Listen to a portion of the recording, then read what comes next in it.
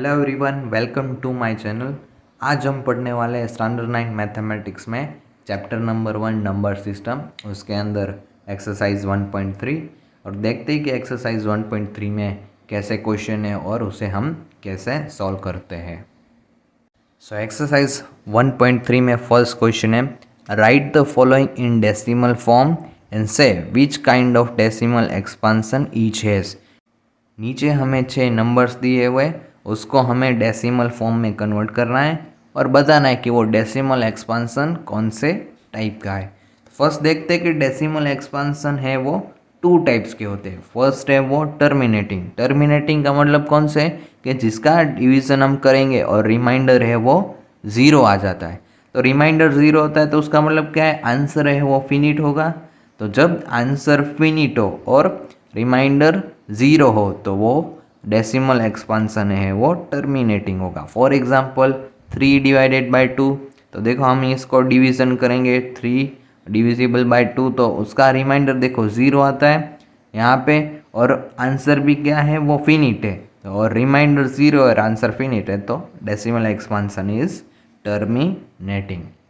Second type है non terminating repeating.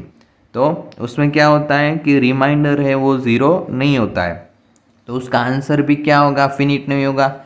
For example यहाँ पे देखो 1 डिवाइडेड बाय 7 है तो उसका जब आप डिवीज़न करोगे तो उसका क्वोशंट क्या आएगा 0.142857 142857 और उसका रिमाइंडर भी 0 नहीं होगा।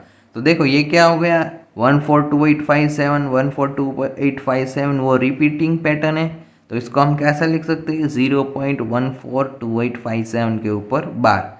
तो ये डेसिमल एक्सपांसन कैसा है, नॉन टर्मिनेटिंग रिपीटिंग। जब भी इसका आंसर ऐसा हमें दिखे को रिपीटिंग पैटर्न हो रहा है और रिमाइंडर 0 नहीं आ रहा है तो वो क्या हो जाएगा, non terminating repeating. So first question के अंदर फर्स्ट वन है 36 डिवाइडेड बाय 100। तो 36 डिवाइडेड बाय 100 दैट इज 0.036। 0.36 देखो आंसर है वो फिनिट आया तो डेसिमल एक्सपांसन इज टर्मिनेटिंग।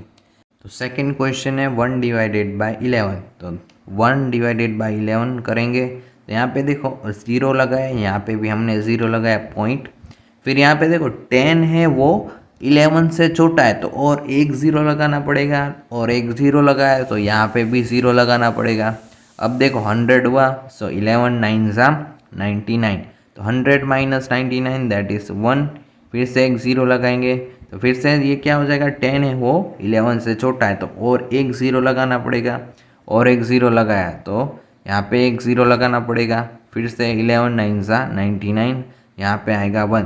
तो देखो ये रिमाइंडर है वो रिपीट हो रहा है 1 1 और फिर से ये देखो 0 9 0 9 आ रहा है तो हम इसको ऐसे लिख सकते हैं 1 divided by 11 is equal to 0.0909 और सो ऑन।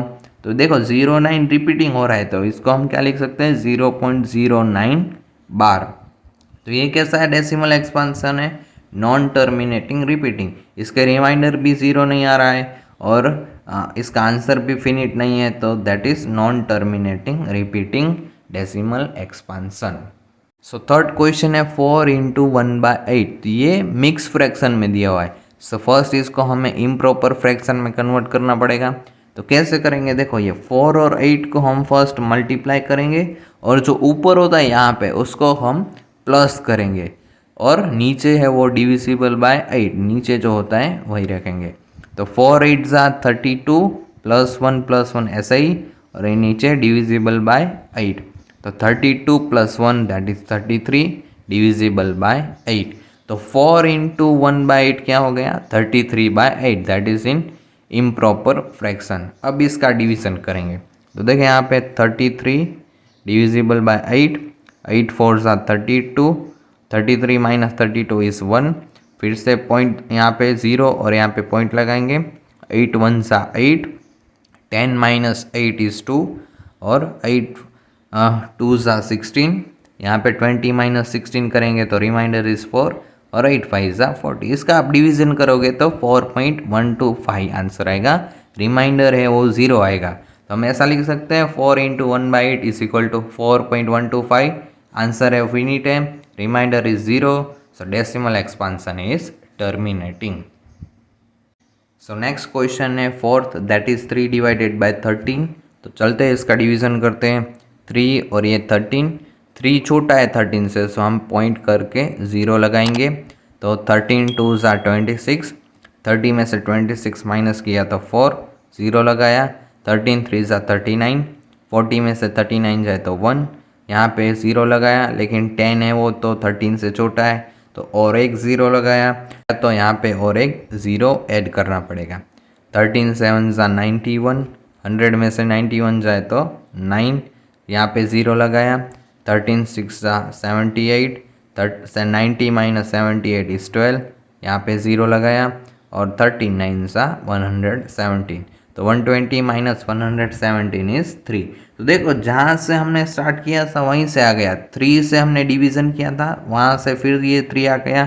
तो हम इसको ऐसा लिख सकते हैं 3 divided by 13 is equal to 0.230769, फिर से 230,769 और ऐसे आगे चलता रहेगा, यानी ये 6 डिजिट है वो रिपीट होते जाए। तो इसके ऊपर हम क्या लगा देंगे, बार। तो 3 डिवाइडेड बाय 13 इज 0.23069 के ऊपर बार।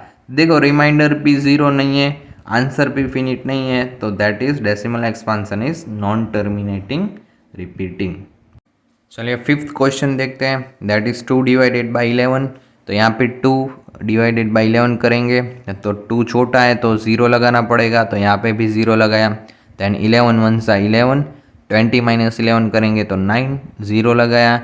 11 8 सा 88, 90 माइनस 8 करेंगे तो 2 आंसर आएगा। तो देखो यहाँ पे फिर से 2 से स्टार्ट किया था, फिर 2 आ गया, तो यानी ये लूप क्या होगी, रिपीट होगी। तो ये आंसर भी क्या होंगे 18 18 18 ऐसे आगे चलता जाएगा।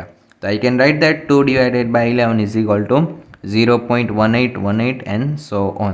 तो 18 रिपीट हो रहा है तो उसके ऊपर हम क्या लगा देंगे, बार। तो 2 बाई 11 इज इक्वल टू 0.18 बार। तो यहाँ पे रिमाइंडर भी 0 नहीं आ रहा है, आंसर भी फिनिट नहीं। So decimal expansion is non-terminating repeating. So last 6 question देखते हैं। 329 डिवाइडेड बाय 400। सो ये 0 को हम सेपरेट कर देंगे, that is 329 divided by 4 into 1 divided by 100। तो अब हम फर्स्ट इसका 329 डिवाइडेड बाय 4 को सॉल्व करेंगे।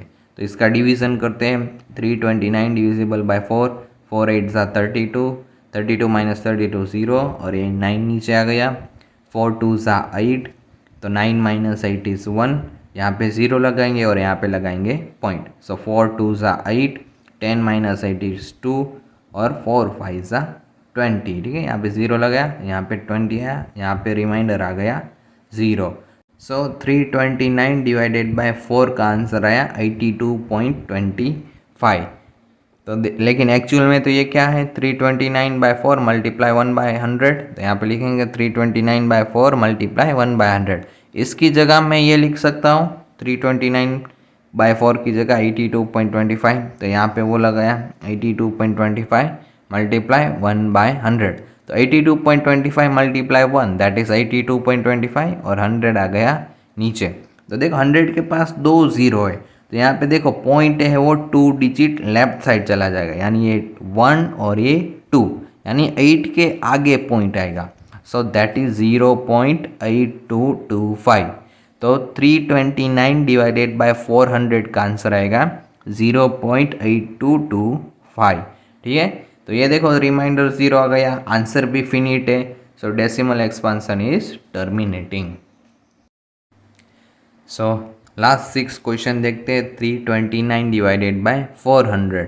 तो ये 0 को हम सेपरेट कर देंगे, that is 200।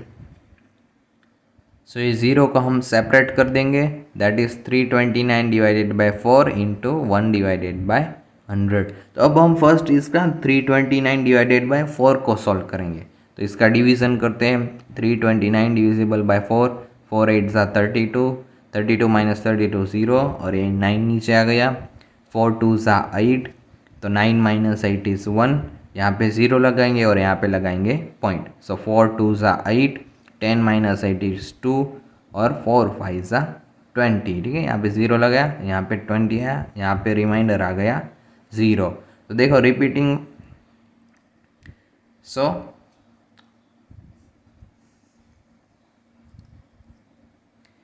So 329 divided by 4 का आंसर आया 82.25। तो लेकिन एक्चुअल में तो ये क्या है, 329 बाय 4 मल्टीप्लाई 1/100। तो यहाँ पे लिखेंगे 329 बाय 4 मल्टीप्लाई 1/100।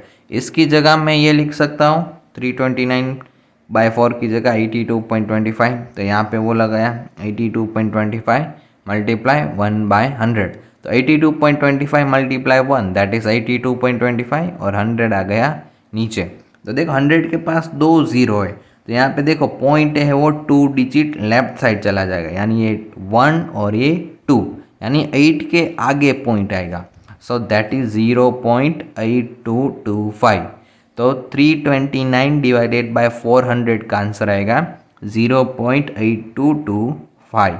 ठीक है, तो ये देखो रिमाइंडर 0 आ गया, आंसर भी फिनिट है। सो डेसिमल एक्सपांशन इज टर्मिनेटिंग।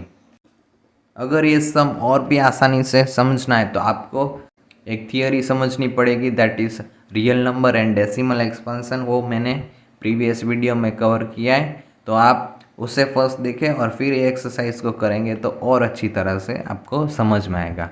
पूरा वीडियो देखने के लिए धन्यवाद। Thank you very much.